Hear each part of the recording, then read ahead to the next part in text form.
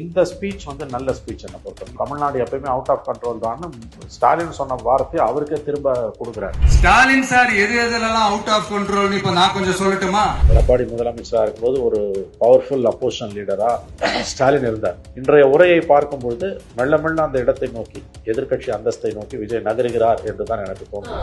அதிகாரத்தை வச்சு மக்கள் பணத்தை கொள்ளையடிச்சதை தாண்டி வேற ஏதாவது கொம்பு முளைச்ச பெரிய அனுபவம் இவங்களுக்கு இருக்குதா? தடைகள் இன்னுமே அவங்களுக்கு இருந்துட்டு தான் இருக்கு. 51 நிபந்தனைகள் விதிக்கிறாங்க. ஸ்டாண்டிங் ஆபரேட்டிவ் ப்ரொசீஜர் எல்லா கூட்டங்களுக்குமான நெறிமுறைகளை அரசு வழிவகுக்கும்.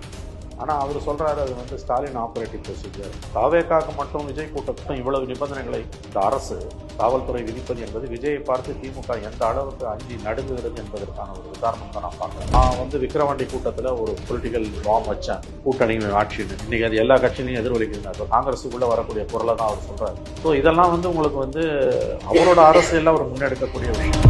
விசில புடிங்கி வைக்கிறான் சேப்பாக் ஸ்டேடியத்தில். இப்போ எந்த அளவுக்கு அவங்க விஜயை பார்த்து பயப்படுறாங்க? கேலி கூத்து இல்லையா? விசில புடுங்குற அளவுக்கு பயம் உங்களுக்கு. தூய்மை பணியாளர்கள் கூட விசில் அடிக்க கூடாதுங்கிற மாதிரியான விஷயம் இருக்கிறத பார்க்க முடியும். தூய்மை பணியாளர்கள் விசில் அடிக்க கூடாது, நாளைக்கு பஸ் கண்டக்டர்ஸ் விசில் அடிக்க கூடாது, அவங்களுக்கு மெகாஃபோனை கொடுத்துருவாங்க. கேலி கூத்தின் உச்சம் இல்லை. பக்கம் விஜயை பார்த்து காப்பி அடிக்கிறது, அப்படியே ரேம்ப்ல நடந்து போனா இவங்களும் நடந்து போறது, துண்டை போட்டுக்கிட்டா இவங்களும் துண்டை போட்டுக்கிறது, இன்னொரு பக்கம் விஜயோட சின்னத்தை விசில வந்து ஊத விடாம தருகிறது. இதெல்லாம் வந்து சீப்பை ஒழிச்சு வச்சா கல்யாணம் நின்றுன்றது. தமிழக வெற்றி கழகத்துல இருந்து ஒரு சர்வே எடுக்க போன சிலரை வந்துட்டு தாக்கியதா ஒரு செய்தி வந்துச்சு. மறுநாளே பார்த்தா இல்ல அவங்கதான் எங்களை தாக்குனாங்கன்னு 2-3 பெண்மணிகள் வந்துட்டு நேர்காணல் கொடுக்கறதையும் பார்க்க முடிஞ்சிச்சு.